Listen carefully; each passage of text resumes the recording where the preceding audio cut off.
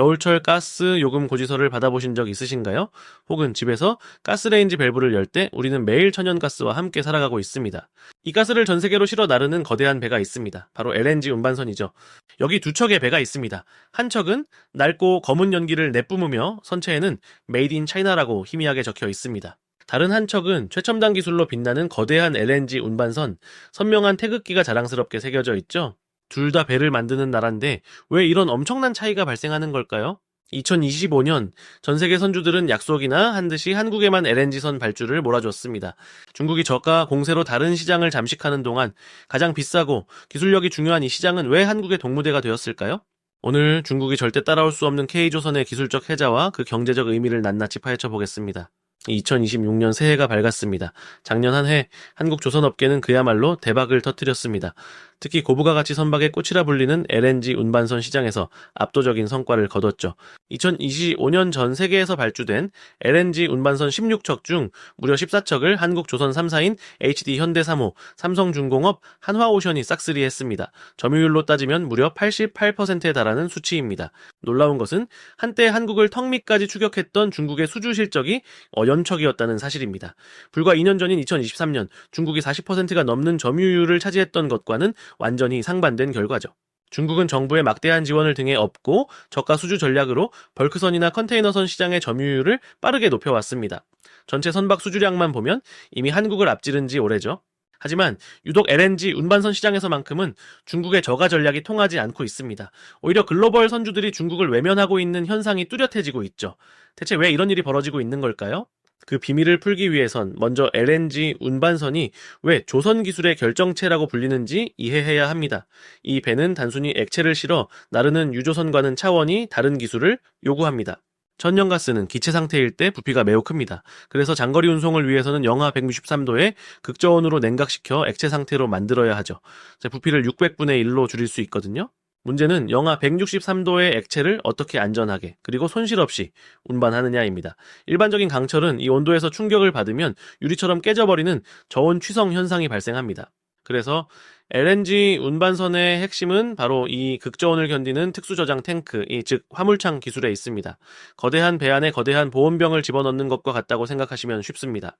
현재 화물창 기술은 프랑스 GTT사의 멤브레인 방식이 세계 표준으로 통용됩니다. 이 기술은 크게 마크 30와 NO96 두 가지로 나뉘는데 한국 조선사들은 이 두 가지 기술 모두에서 세계 최고의 건조 경험과 노하우를 보유하고 있습니다. 화물창 내벽은 아주 얇은 특수강인 인바람나 스테인리스 강으로 만들어지고 그 뒤에는 여러 겹의 단열재가 겹겹이 쌓여 외부의 열을 차단합니다. 이 시공 과정은 극도의 정밀함을 요구하죠.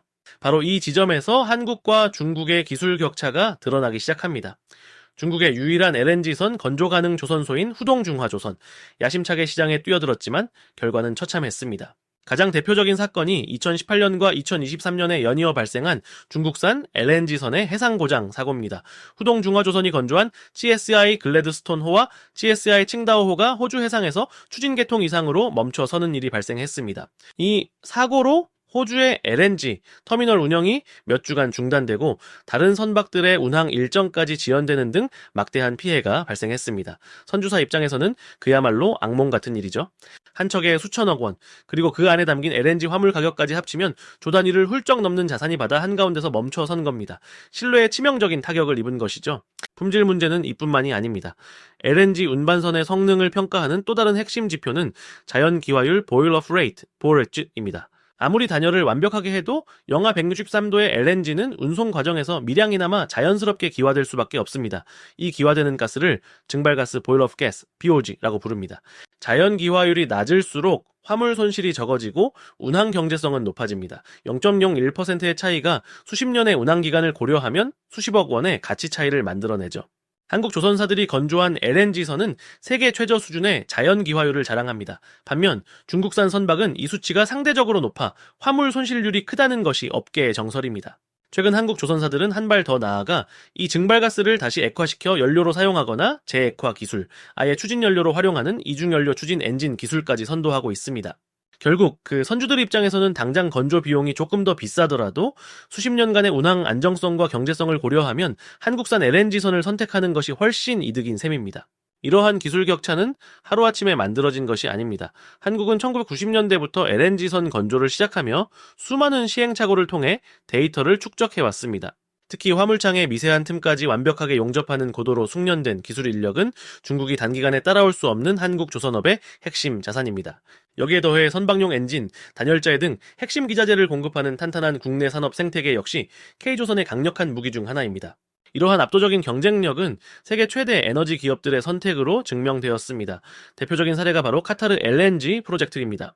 카타르는 LNG 생산량을 대폭 늘리면서 100척이 넘는 전례 없는 규모의 LNG선 발주를 진행했습니다. 이 프로젝트의 1차, 2차 물량 대부분을 한국조선 3사가 싹쓸이했죠. 물론 중국 후동중화조선도 일부 물량을 수주했지만 이는 카타르가 최대 고객인 중국과의 외교적 관계를 고려한 전략적 배분에 가깝다는 분석이 지배적입니다. 결국 기술력과 신뢰도가 가장 중요한 초대형 프로젝트에서는 가격 경쟁력만으로는 안 된다는 것을 명확히 보여준 사례입니다. 그렇다면 이러한 K조선의 독주가 2026년 한국 경제에 갖는 의미는 무엇일까요? 우선 막대한 외화 수입을 통해 무역수지 개선에 크게 기여합니다. LNG선은 한 척당 가격이 3천억 원을 훌쩍 넘는 초고가 상품입니다. 수십 척의 수주는 반도체나 자동차 수출 못지않은 경제적 효과를 가져옵니다. 또한 조선업은 수많은 협력업체와 기자재 업체, 그리고 수만 명의 근로자가 얽혀있는 거대한 산업 생태계입니다. LNG선 수주는 이 생태계 전체의 활력을 불어넣고 양질의 일자리를 창출합니다.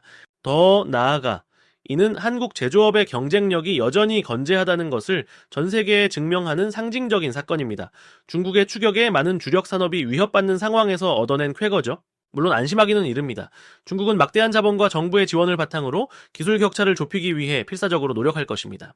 또한 한국형 화물창 기술 KC2 개발과 상용화라는 과제도 남아 있습니다.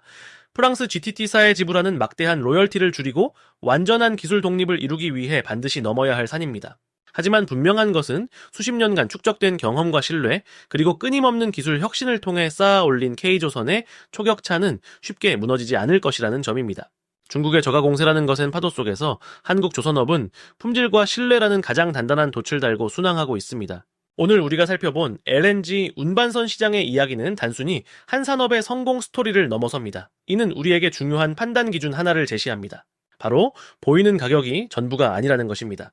특히 실패했을 때의 비용이 막대한 고부가 가치 산업에서는 당장의 가격표보다 장기적인 안정성과 신뢰의 가치가 훨씬 더 중요합니다. 선주들이 더 비싼 돈을 주고 한국 배를 사는 이유, 그것은 단순히 배를 사는 것이 아니라 안전과 수익에 대한 보증수표를 사는 것과 같기 때문입니다. 이러한 원칙은 비단 조선업에만 적용되는 것이 아닙니다. 우리의 투자, 기업의 전략, 그리고 국가의 산업 정책에 이르기까지 모든 영역에서 생각해 볼 만한 중요한 교훈을 던져줍니다. 중국과의 경쟁에서 K조선이 보여준 압도적인 기술력과 쾌거에 대한 여러분의 생각은 어떠신가요? 오늘 영상이 유익하셨다면 구독과 좋아요, 그리고 댓글로 여러분의 의견을 남겨주세요.